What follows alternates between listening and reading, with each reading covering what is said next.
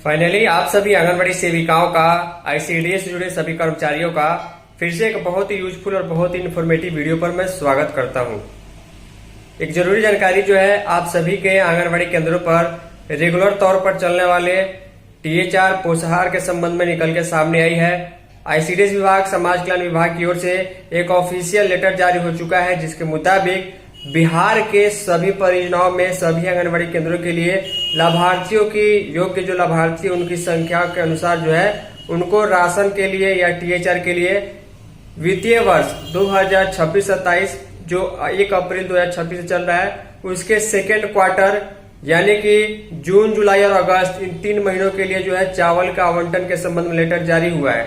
Letter जो है समाज कल्याण विभाग के अधिकारी के द्वारा जो है जो चावल का आवंटन करते हैं उनके लिए जारी किया गया है, ताकि सभी नजदीकी गोदामों में चावल का आवंटन और सेविकाओं को चावल अपने केंद्र पर उपलब्ध हो पाए। तो इसके संबंध में जो डिटेल में जानकारी है, चलिए आगे हम आपको बताएंगे कि दूसरे क्वार्टर में कितने महीनों का और कितना कितना चावल का आवंटन किस परियोजना में दिया गया है। देखिए, एक बड़ी दिक्कत ये भी है कि चावल समय से नहीं मिलने के चलते टीएचआर का वितरण नहीं हो पाता है। तो कहीं ना कहीं जहां भी जून महीने का या जुलाई महीने का टीएचआर वितरण होना है, चावल का आवंटन होने से वहां पर आसानी हो जाएगी। तो ध्यान दीजिएगा, यहाँ पर जो ऑफिशियल लेटर जारी हुआ है समाज कल्याण विभाग बिहार सरकार की ओर से जारी किया गया है। लेटर को जो जारी किया गया है, यहाँ पर इसकी संचिका संख्या 3398 है। लेटर जो है 11 जुलाई को जारी किया गया है। लेटेस्ट जानकारी मैं आपको देने वाला हूँ। आईसीडीएस के डायरेक्टर ने पटना से जो है पटना में ही उस विभाग के अधिकारी को लेटर जारी किया है, जहां से सभी परियोजनाओं में सभी आंगनबाड़ी केंद्रों के लिए समय से चावल का आवंटन होता है। आईसीडीएस के डायरेक्टर ने पटना से जो है महाप्रबंधक क्षेत्र भारतीय खाद्य निगम यानी कि अगर सिंपल वर्ड में मैं आपको कहूँ तो एफसीआई के अधिकारी को पटना में, जिनका एड्रेस अरुणाचल भवन एग्जीबिशन रोड पटना है, उनको लेटर जारी करके जो है चावल के आवंटन की मांग की गई है। तो कितने महीनों का चावल मिलेगा, किस हिसाब से मिलेगा, चलिए हम बात कर लेते हैं। नीचे आएंगे, यहाँ पर देखिए पत्र का जो विषय और प्रसंग यहाँ पर लिखा गया है कि वित्तीय वर्ष 2026-27 के द्वितीय त्रैमास के लिए, सबसे पहले मैं आपको बता दूं कि द्वितीय त्रैमास का मतलब ये होता है सेकेंड क्वार्टर। तो आखिर सेकेंड क्वार्टर का मतलब क्या हुआ वित्तीय वर्ष 2026-27 के लिए? तो फर्स्ट क्वार्टर में अप्रैल, मई और जून ये 3 महीने बीत जाते हैं और क्वार्टर का मतलब जो है वो 3 महीना होता है। तो अगला जो 3 महीना यानी सेकेंड क्वार्टर जो है वित्तीय वर्ष 2026-27 से किसी भी फाइनेंशियल ईयर का जो होगा वो जुलाई, अगस्त और सितंबर, ये 3 महीनों की बात यहाँ पर की जा रही है। इन 3 महीनों का चावल का आवंटन जुलाई, अगस्त, सितंबर के लिए आपके केंद्र पर करने के लिए जो है यहाँ पर एफसीआई के अधिकारी को पत्र आईसीडीएस के डायरेक्टर ने जारी किया है। यहाँ पर द्वितीय त्रैमास के लिए WBNP योजना अंतर्गत चावल आवंटित करने के संबंध में यहाँ पर भारत सरकार का भी पत्र आया था कि समय से चावल का आवंटन हो जाना चाहिए।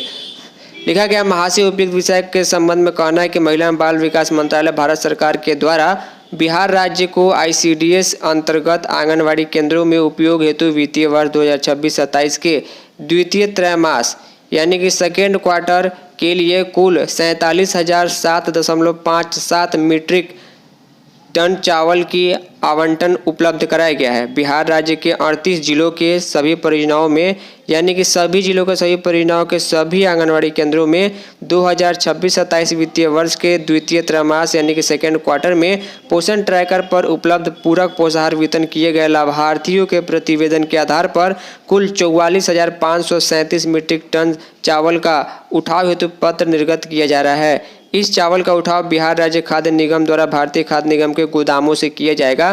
तो खाद्य निगम का गोदाम का मतलब एफसीआई गोदाम जो आपको नज़दीकी कृषि बाजार समिति वगैरह में रहता है, जहां पर सरकार का अपना खुद का गोदाम होता है, जहां पर पीडीएस का भी राशन आता है, कई प्रकार का सामान आते जाते रहता है, तो वहां से आपको उठाव करना होगा। तो ये देखिएगा, यहाँ पर लाभार्थियों की संख्या के हिसाब से जितनी संख्या में आपने लाभार्थियों का फर्स्ट क्वार्टर में फारिश किया होगा या लाभार्थी रजिस्टर्ड होंगे, उस हिसाब से राशन आएगा। राशन का नियम मैं आपको पहले ही समझा चुका हूँ।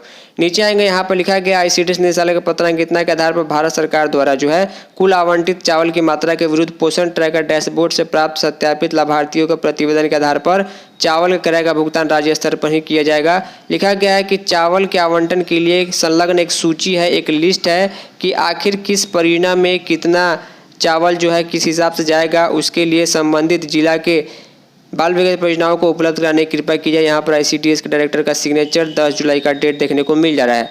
लिस्ट अगर मैं आपको दिखाना चाहूँ तो यहाँ पर आप देखेंगे ये जो है एक क्वार्टर में यानी कि एक बार में 3 महीने के लिए कितना कितना चावल किस किस जिले में कितना मीट्रिक टन जो खर्च होगा उसका मात्रा यहाँ पर लिखा गया है। इस प्रकार आपको 38 जिलों का जो है सभी जिलों का कितना कितना चावल खर्च होने वाला कुल मिलाकर 44,537 मीट्रिक टन जो चावल इसमें आवंटन की मांग की गई है।